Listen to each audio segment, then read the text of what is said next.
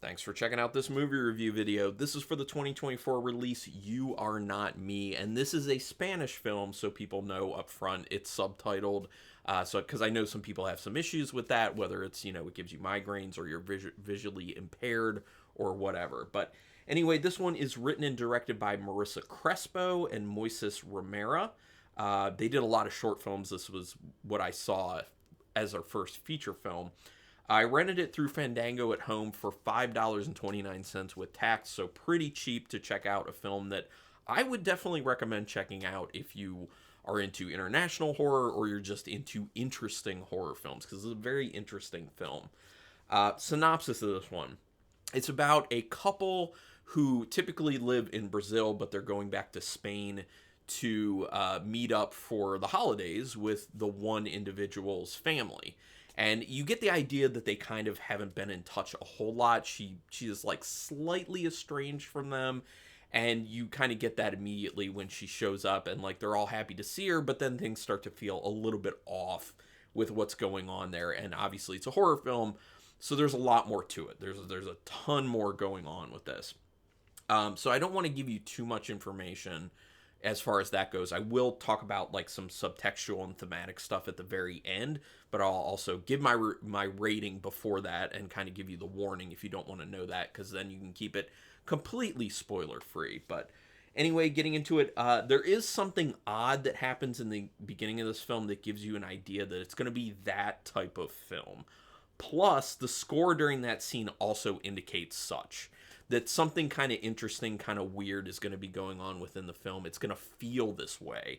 And the composition of the score, first of all, I really like. Second of all, they don't go too hard on it. It's not one of those in your face kind of blasting it all the time or overusing it. There are plenty of times where they just drop the score out completely, and it works very, very well, in my opinion. But yeah, I love that particular music they're playing during this opening scene where things are just, you're just like, oh, this is odd, this feels very off, and it's a good way to set you up for what's to come in the film. And then things kind of like step back and it gets a little more like calmed down for a little bit. But then once things start to feel more odd and weird and you're like, what is really going on here? You're thinking back to that initial scene and being like, ah, yes, I'm starting to feel that way. And the particular piece of music that they play during that is kind of like light and quirky, but also a little bit off. So it's also like giving that kind of foreboding, creepy weirdness as well. Uh, Next thing, there are some lighting issues, unfortunately, in this where you can't really see what's going on because it's so dark. This is one of my biggest pet peeves with filmmaking.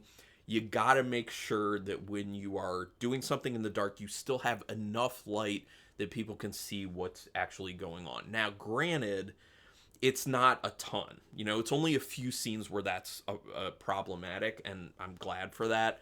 But, I always point out the good and I point out the bad, even if it's just a little bit. So, yeah. Family dynamics are immediately weird, and it makes you want to know why. So I think it's one of those films where they do a really good job of kind of setting that air about it, setting that atmosphere and the tension between characters. As soon as the couple with their child end up showing up to the family's abode, it's just things are kind of nice, but then really quickly things get a little bit odd, and it's one of those things where odd things are kind of like said and done at like certain intervals throughout the film, where it's like you'll start to like settle down a little bit from the last odd thing that happened, and then it's not too much longer, and then you're kind of like, oh yeah, things are weird here, and like what is the underlying thing that's happening here? Like, why are people acting odd? Why are people saying certain things or doing certain things?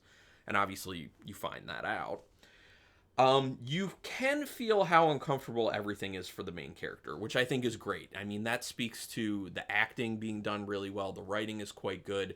And again, the score being the great composition that it is and not being overused, that helps you just feel like you're in this kind of uncomfortable space along with the main character, which is obviously what you want to be doing with a film, is making the audience feel what that main character is feeling, and it just kind of bonds them to that main character even more. So what happens with that main character matters so much more when there's, danger afoot. There's something said that starts to throw a lot into question in this film.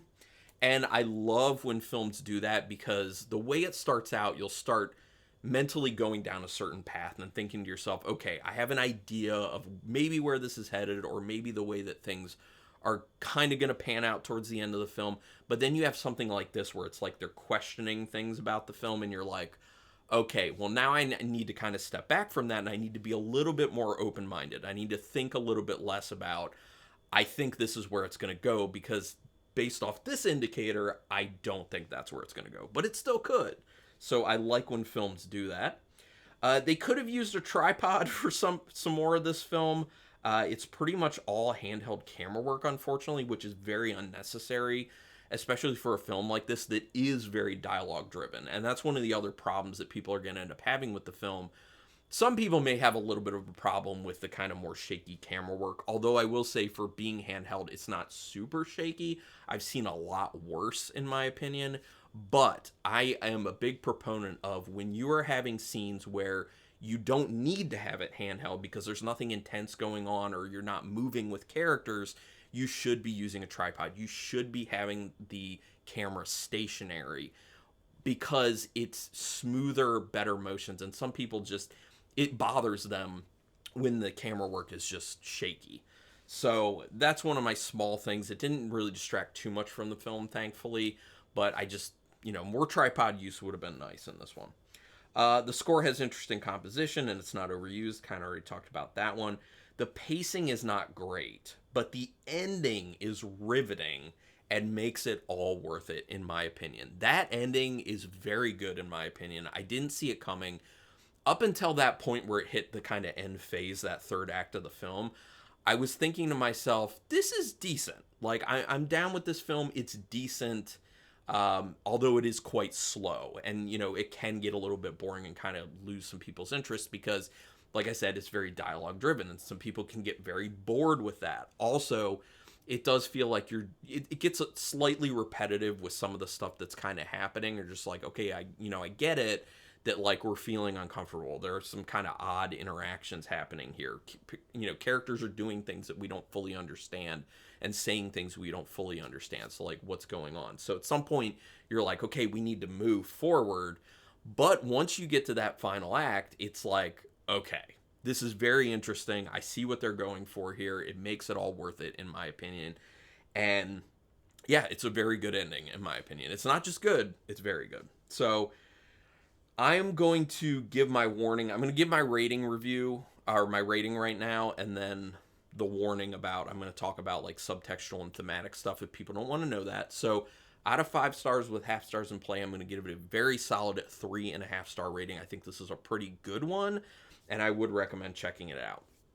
Again, Fandango and Homes, where I got a pretty nominal fee on that one. Okay, so now if you don't want to know, real quick before you do go, comments down there. If you've seen the film, we can do spoilers in the comments. That's totally fine. Let's talk about it. Also, thumbs up on this would be helpful for that YouTube algorithm. Subscribing to my channel would be great. If you want to do a membership, you get some perks with the channel at 2 different tiers for a nominal fee each month. You can check that out. There's a link in the description, and you can hit the notification bell button, all that jazz. Now, if you don't want to know about thematic and subtextual stuff, go ahead and sign off. Here we go. Okay, so this film deals in an extreme feeling of being ostracized and how that's even worse when it happens within your own family. I think it's an overall ostracization, man, that's a hard one to say, ostracization from society, but how much worse that is when it becomes a familial thing. And a lot of that ends up having to do with kind of familial expectations, and this is how the family's ever always been, and there's no room for other people to kind of grow and change and fit back into that family unit. It's also about the rigidity of families with expectations and how it feels when no exceptions are made to accommodate someone who is different or becomes different, like I was saying. And there's also an element about economic class in this film as well. So it's kind of multi-layered, and I think that the way they chose to do it is pretty great. I do think it could have been shaved down a little bit for time to kind of shore up some of those pacing issues, but overall, it's a good one. Like I said, 3.5 stars. So Anyway, thank you everyone for checking out this review, and until next time, keep it brutal.